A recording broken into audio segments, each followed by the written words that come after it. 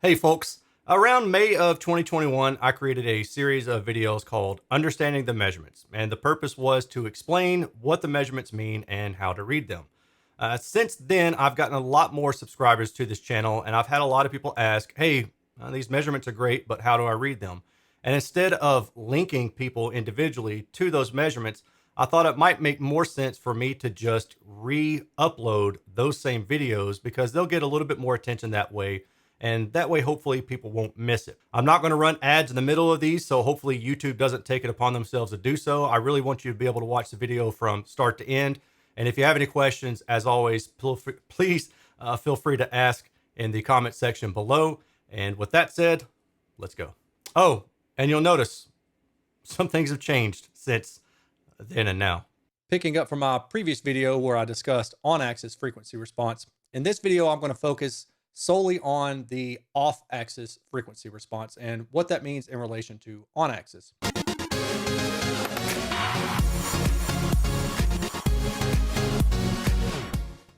To give you another example again, on-axis would be speaker firing directly at you. Keep in mind that you are going to have a reference axis, a reference point, and in most speakers it is the tweeter, but some speakers, say for instance, a speaker with a large waveguide or something like that, usually the reference plane would be between the waveguide and the mid-woofer below it. But always check the manufacturer's recommendation for that, and if there aren't any, make sure to ask them because there should be a design axis that should be the reference plane. So going the next step, if you are looking directly at the speaker and that is on axis like this, then turning the speaker to the side, up or down, at any angle other than on axis would be off axis. And why does that matter? Well, as we discussed in the previous video, on axis sound is the direct sound, and it's predominantly the sound that's going to arrive at your ears first. If you're in a really small room, then you're going to catch a lot of off axis sounds that are hitting the walls. If you're in a large room, you may not catch as much of the off axis sound. And then there are other aspects too, like how close you are to the speaker. For example, if you're sitting very close to the speaker within maybe a couple feet, then you're going to be predominantly hearing the on-axis sound because the off-axis sound is going to be so much lower in level if it's a medium-sized room or larger. If you're sitting, a few meters away from the speaker and you're in a smaller room, then you're going to catch a lot of the off-axis sound, the reflections from the side walls, the ceiling, the floor. So it's not just that there is on-axis and off-axis sound, it's how those play into the room for your particular case. I mean, sitting close, sitting far away, large room, small room, these are all factors that you really do have to consider when you're not just considering purchasing a speaker, but looking at my data as well. And in my data, everything is referenced to 2 meters. The SPL is referenced to 1 meter, but the distance of the measurements are taken at 2 meters, and that is per the specification, the CTA 2034 that we discussed previously. When we talk about off-axis sounds, we talk about the off-axis sound in terms of horizontal and vertical. So you could probably imagine that on-axis and then off-axis, that will be horizontal because you're spinning it around, on the horizontal plane. But if you tilt the speaker, move it up, sit below or above it, then that would be the vertical off-axis plane. The difference between those two is important to understand because a lot of speakers will behave pretty well, in the horizontal plane. And that means that their sidewall reflections are going to be close in sound signature to what you hear directly. I say a lot, and that's not every speaker, certainly, but in my experience so far, that's pretty true. But the real deviation comes when you're talking about the vertical plane. And that's simply because if you can picture a point source, for example, me, I'm a point source. I've got one vocal, one mouth that I'm talking out of, and everything is coming from here, low frequency to high frequency. But if you were trying to split my voice up over a mid-woofer and a tweeter, if they can't occupy the same space, then they're not a point source per se. They are, located, one's above, one's below. And that distinction means that you typically will have some kind of discorrelation between those two drive units. And when the sound is projected out into the far field or into your room, then you can pick up on those sounds if the crossover is not built well. And what do I mean by if the crossover is not built well? Well, The ideal speaker, at least in my opinion, would be one that acts as a point source. And you can get that through coaxial and concentric drivers, but they have their own issues. And those kind of things I will discuss in those reviews. For example, the KEF R3 I reviewed recently, I'll put up here. And then the Kali IN5 I'll also put up here or either in the description below. So there's always trade-offs with speaker designs. You know, you can use a point source like a coaxial, or you can use a standard two-way or a three-way speaker design where you split up the frequency response through multiple drive units like a tweeter and a mid woofer for a two-way design. In my experience, the horizontal or the lateral reflections off the side walls are more important than vertical reflections. But with my data, I'm allowing you to see all of that. You know, you can figure out what's going on above and below the primary reference angle line.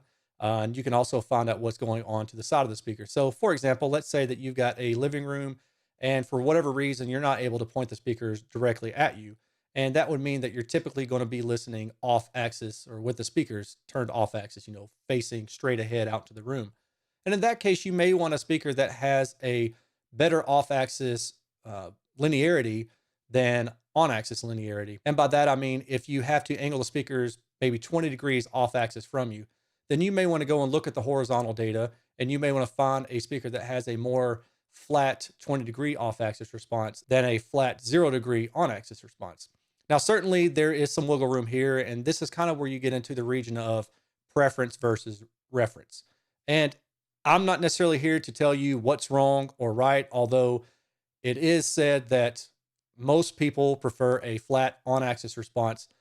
But getting into the ability to have to turn a speaker one way or another to accommodate your room, that's where things start to get a little bit shaky. And that's where understanding the performance of the on versus the off axis response really helps you out. Therefore, in this video, I'm going to provide you with an example of some off axis data, and we'll talk about how I present that in different ways. This video may run a little bit longer than I would like it to, but there is a lot of ground to cover because off axis information is very dense. It's certainly a more dense topic than on axis response, but it is a building block to get you to understand what we're going to eventually, which will be the spinorama data. So let's go ahead and dive in and start looking at some off-axis data. The first bit of information we're going to discuss is the horizontal off-axis data. So in this case, I've got another example of the Kali IN5, same thing that I used in the previous discussion for the on-axis measurements. And here what I've done is I provided the off-axis measurements out to about 90 degrees. And one thing to keep in mind here is when you're talking about a speaker that is symmetrical, such as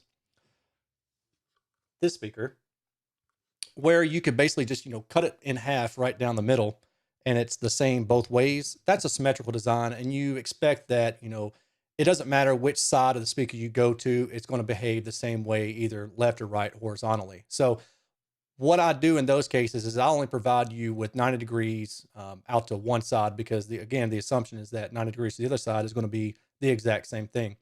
There are some cases where a speaker will be a little bit different. Say, for example, the tweeter might be offset to one side or the other.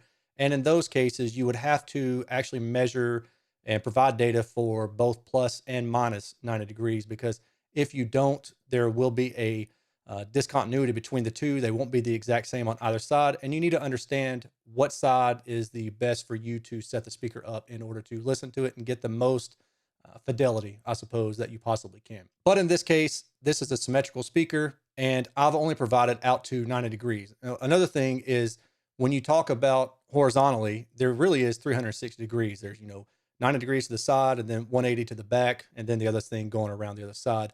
I could provide out to plus or minus 180, but I don't because it just gets so messy in this graphic. And generally what I'd like to take away from this graphic is just to look at what's the trend as you move to the side. I mean, nobody's going to listen to the speaker behind it. Most people aren't even going to listen to the speaker beyond, maybe 10, 20, 30 degrees off axis. But I still like to see what's going on past that out to about 90 degrees, just so you can make sure that things are, well maintained. The response off axis is close in part to the response on axis. Let's look at the on axis again, just to recap. That is this maroon color. And, it looks pretty linear. It's not perfect, but it does look pretty linear. So now we're going to step to the side, 10 degrees. We're going to move just a little bit to the side and see what it looks like in red. And it's really hard to tell, but there is some deviation of the red, notably in this region, which is around 5 or 6 kilohertz. And then as you go a little bit higher, you can see a little bit of a deviation, but it's really not that bad. 20 degrees in orange, again, kind of the same thing, but you get more of a deviation here as you go off axis. And then for a strong example, let's look at this pink, this 90 degrees. Now what you see is you expect to have some kind of fall off rate because for the Kali Ion 5, the tweeter is in the front. There is no tweeter behind it. There is no tweeter to the side. So you expect that as you step around from the front to the side and to the back, that you're going to lose high frequency response. You're not going to be hearing the tweeter play anymore. And that's what you're getting here. But ideally, you would see a more smooth response here where there isn't a pickup of the high frequency and then a droop down again. Ideally, it would be more just kind of linear in this regression. It's not, but this really isn't bad. I don't really have a bad example to give you in this case. I mean, I do, but it's an older test and it's not really the same format, so I don't want to confuse you. But let's say, for example, a bad speaker might do something like this. It droops and kind of goes all over the place as you move to the side.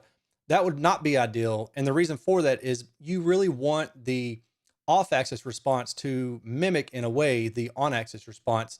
The reason for that is if you take a sound that you have coming directly at you, and then you feed another sound to your ears, and that sound coming to your ears is vastly different from what you're hearing directly at you, there's going to be some confusion there. There's going to be some loss in fidelity. The tonality won't be right. Staging will be weird. And it's just, let's just say it's not a good thing, for lack of a better word. Those sounds that are arriving at your ear later, those are the reflections from the sidewall, and those are coming from the off-axis response. Therefore, you want the off-axis response to mimic, again, the on-axis response, so it helps add to it and doesn't really take away from the on-axis sound. I just mentioned a case where you might have a tweeter that was offset from the rest of the speaker and it wouldn't be symmetrical. This is such a case. This is the Focal Twin 6BE, and I'll drop a picture here just so you can see what it looks like. And you can see that it has a tweeter offset from the mid bass and the mid range. And in doing so, I had to provide you with the plus and minus 90-degree response so you could see kind of what's going on here. And if you look at this, if you're not familiar with this kind of data, probably the first thing you're thinking is, what the heck is going on? But as somebody who is experienced at looking at this kind of data, I can assure you I thought the exact same thing. The reason for that is this is what they call a 2.5-way design. And it's kind of like a modified 3-way design where you have a mid bass playing a certain frequency range and you have a mid range playing a certain frequency range, but the mid range and the mid bass overlap a little bit to give extra bass output. And then you have the tweeter coming in at a higher frequency. And when you see these dips through here and you see all these other dips going on, well, that's a bunch of garbage, for a lack of better word. If you were listening to the speaker anything other than the near field, then you're going to catch a lot of those reflections. So in order to mitigate that, you would have to be close to the speaker. Now, luckily, this speaker is a near field design. It is designed to be a studio monitor. Just because you're sitting near field doesn't mean that the off-axis response doesn't matter at all. It still certainly does, but its effect is lessened because you're hearing much more of the on-axis response much, much earlier than you are with the off-axis response. So the off-axis response still colors the sound, but it's not as significant as it would be if you weren't listening in the near field. Now let's talk about the vertical response. This is the response that you get as you move from the reference plane above or even below the reference plane. And this data is informational because in some cases, you may not be able to set the reference plane directly up to your ear level. For example, you buy a floor standing speaker and your seats may be a little bit lower or higher than the tweeter is on the floor standing speaker. So you're off axis vertically a little bit. This information is useful to tell you where that's a problem. With this particular design, this is a point source design. It is a coaxial design, which means the tweeter is embedded into the mid-range area. So you get a more uniform distribution as you go above and below the speaker. But let's look at a case when you're talking about a standard 2-way with a tweeter and a mid-woofer. This is Klipsch's The Fives, and this is a 2-way design with a horn-loaded tweeter and a 4.5-inch midwoofer. And what we can see in this data is if we look, the maroon is the on axis, and the on axis isn't really that bad. It does have a upper frequency shelving going on to where it's boosted in the higher frequencies. But ignoring that, let's look and see how the vertical response mimics the on axis response. So first we're going to start with the red, and notice in this case, I have a solid line and I have a dashed line. The dashed line is always going to represent the negative angles, and the negative angles is always going to be below the reference plane. In this case, the reference plane is the tweeter. Looking at just the solid red line, we can see that there is a difference in the solid red line versus the dark maroon line at the crossover region, which is around the 1 kilohertz to 3 kilohertz area, focused mainly on the 2 kilohertz area. But then outside of that, they line up pretty well. However, going below the tweeter about 10 degrees, the dashed red line is closer in response to the on axis. Now let's look at the extremes here. Let's look at the green, 40 degrees below, 40 degrees above. And yes, I know nobody's going to sit that high, but I provide this data as informational so you can get an idea of what happens as you go to the extremes. Now we're looking at the dashed and the solid green lines down here, and we can see that there is a significant droop in the response, which means at the crossover region, the tweeter is not mated well to the midwoofer vertically. And unfortunately, it really doesn't matter if you go above or below, you pretty much get the same response. And ultimately, what this data is telling me is that if I was going to listen to the speaker, I really will want to be either on axis or about negative 10 degrees below the reference plane in order to get the most linear response, because without that, you've got a droop in this crossover region. That's pretty much it in a nutshell for the off-axis response. However, there are multiple ways of looking at this data, and I provide so many, it might even be too many. And at this point, we're going to diverge into the other ways of looking at this data. Now, again, I want you to keep in mind that what we're about to look at is the same thing you've already seen. It's just presented differently.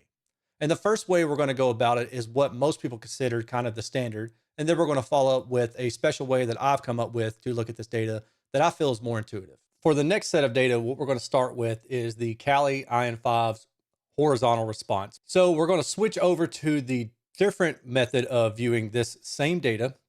And here we are.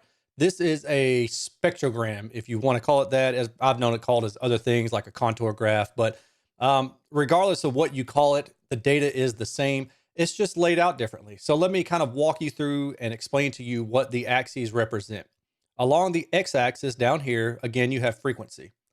And on the left side, what you have is something different. This is the angle of response. So starting with this dark black line here, or this bolded black line here, that is the 0 degrees line. And that is the same thing as what you saw here with this dark red line. Going back. Now, each of these angles is how far to the left or the right of the speaker you go, and you can go all the way behind, which would wind up being 180 degrees. So for example, if we were going to go to the right, that would be the positive direction. So plus 10 degrees is down here, plus 20, working your way up to plus 90, and then going up even further to plus 180 degrees. So all the way directly behind the speaker. Now, why do you need to know that? Well, it's kind of the same thing. It gives you an idea of what the speaker is doing in all axes. But remember how when I showed you this, I said I'm not providing you with 180 degrees worth of data because it would just be way too much to understand and to kind of sort through? That's why we have this graphic. The colors are set up to where you have 3 dB per bar. And what I mean by that is if you look over here on the right axis, you can see that the dark red is 3 dB, so it's 87 to 90 dBs. And then going down in color is 87 to 84, and then 84 to 81, so on, so on. And I wind up with blue from 63 to 60. And you may be wondering why I don't show all individual steps. In other words, why am I not showing, 90, 89, 88, and then 87, so on, so on, like 1 dB increments? Well, because it's really just hard to read that too. I've done it before. A lot of the feedback that I got was people prefer to have it laid out like this.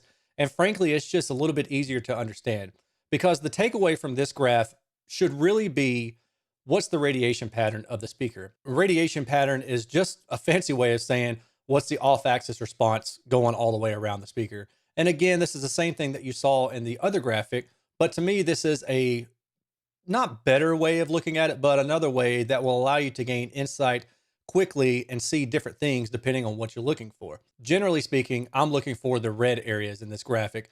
And what that's telling me is how far does the sound travel off axis?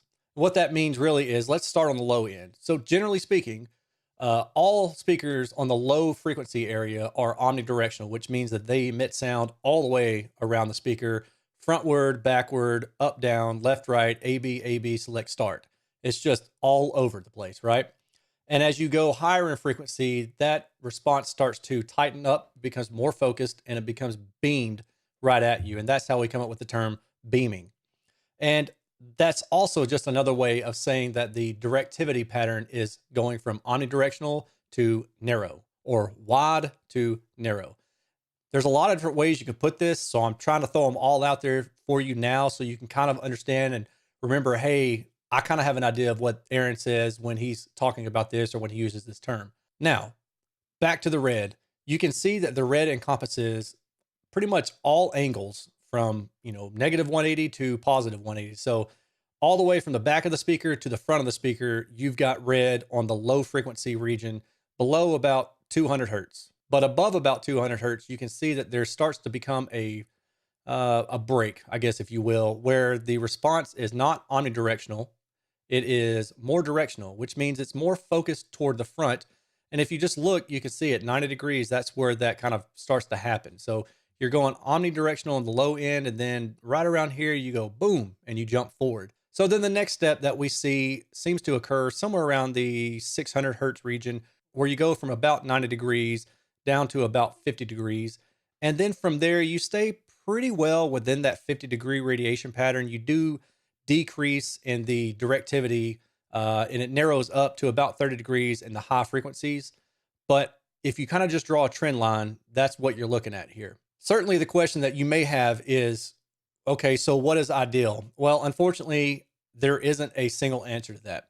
Some people prefer a speaker that is completely omnidirectional, which means, again, that it is firing sound from 20 hertz to 20 kilohertz all the way around it. And if this speaker were doing that, then this whole graphic would pretty much be red. Some people prefer a more narrow directivity pattern, which means that depending on where they want that transition to occur, you might have just a beam of red from about plus or minus 10 degrees. That would kind of be the extreme. And anywhere in between is really where preference comes into play, and also where manufacturers' ability to make controlled dispersion or controlled directivity speakers comes into play. And I will say that I have yet to see one that is perfectly, within the same bounds from 20 hertz to 20 kilohertz. What typically happens is you see an omnidirectional pattern in the low frequency, and then a tightening up and a beaming of the high frequency content. And that's what we're seeing here.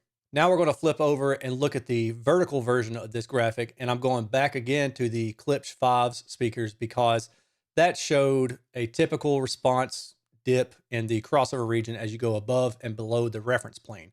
So remember, this graphic shows out to plus or minus 40 degrees. Now I'm going to go to this, and this has plus or minus 180 degrees. So it shows the entire bandwidth of the speaker from in front of it, this black solid line, to behind the speaker out here at 180 and minus 180. You're generally looking for the same trends here, which is, hey, where's most of the sound? What is the SPL?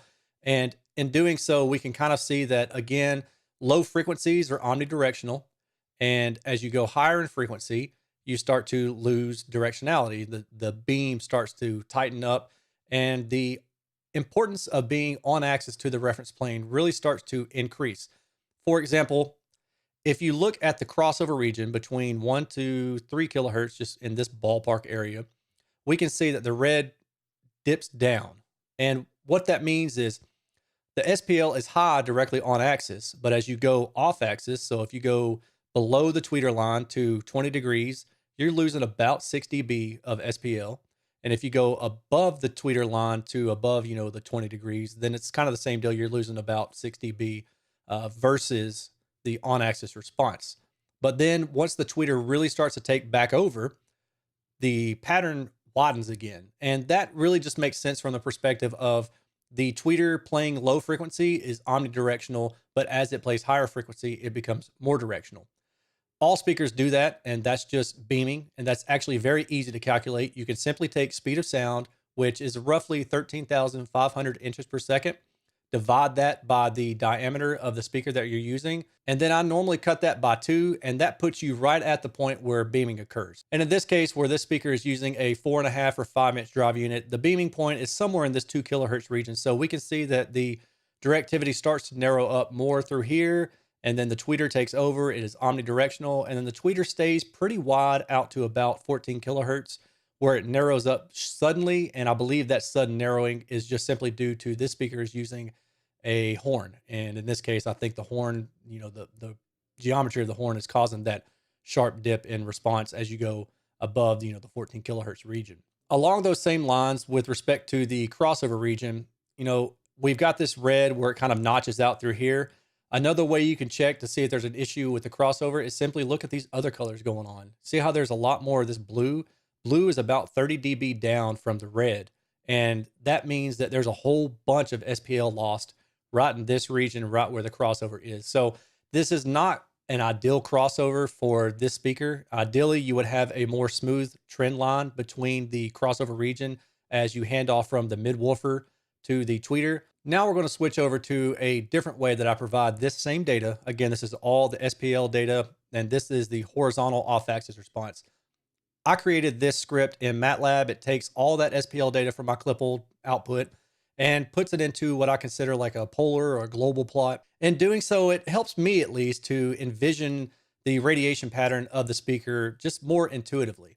In this graphic, this is again the horizontal polar.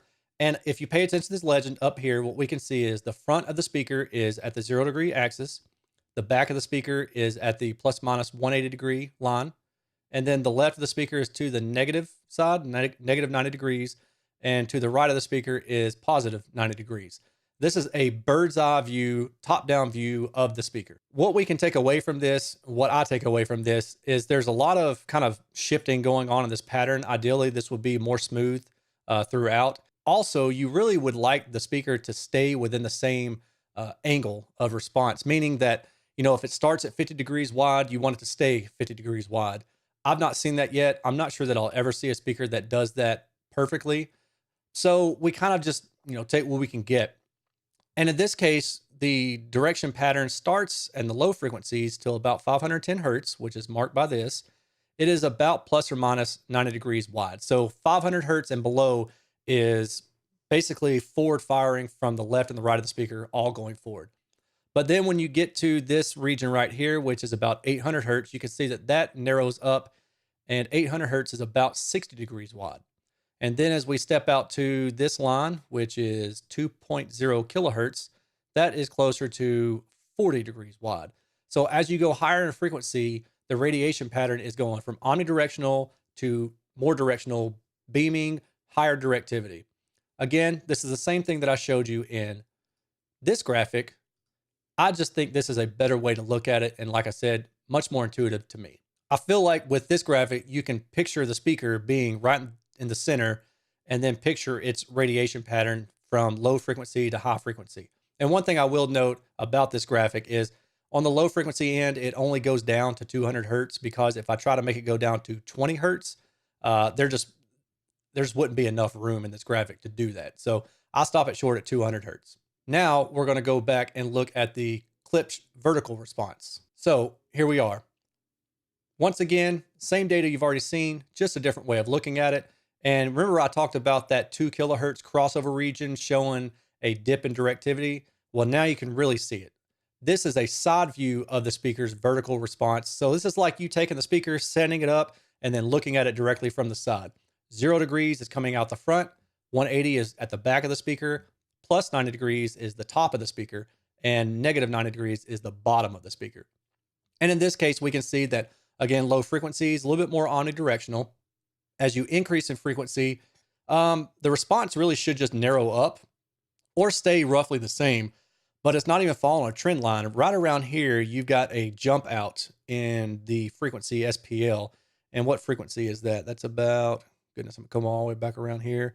1.3 kilohertz. Well, it just so happens that there's a strong port resonance right around here. And what we're actually seeing is the port radiating even more, causing higher SPL through this region. Now, going to the next step, that 2 kilohertz region, you've got this blue area, which means it's 30 dB down from the red line. And the directivity is just tightened up to this crossover region because they didn't do a really great job of crossing over the midwoofer to the tweeter, at least in regards to the vertical plane. And then once you get into the tweeter region, you can see that it opens up really, really wide. Now, just subjectively, when you have a speaker that's kind of jumping around in its radiation pattern, and it may go wide, narrow, or very narrow, and then very wide again, what I've learned, at least through my auditioning, is that that tends to mess with the soundstage elements.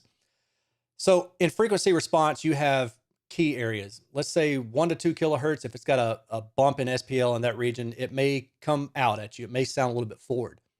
The same thing can be said, again, at least in my opinion, for the directivity patterns of a speaker. Meaning that if it gets narrow at one frequency and then it gets wide at another frequency, let's say you've got an instrument that covers both of those frequencies. Let's say, for example, 1 kilohertz and then 2 kilohertz. It's very wide at 1 kilohertz and then it's very narrow at 2 kilohertz. Well, that's going to throw off the soundstage.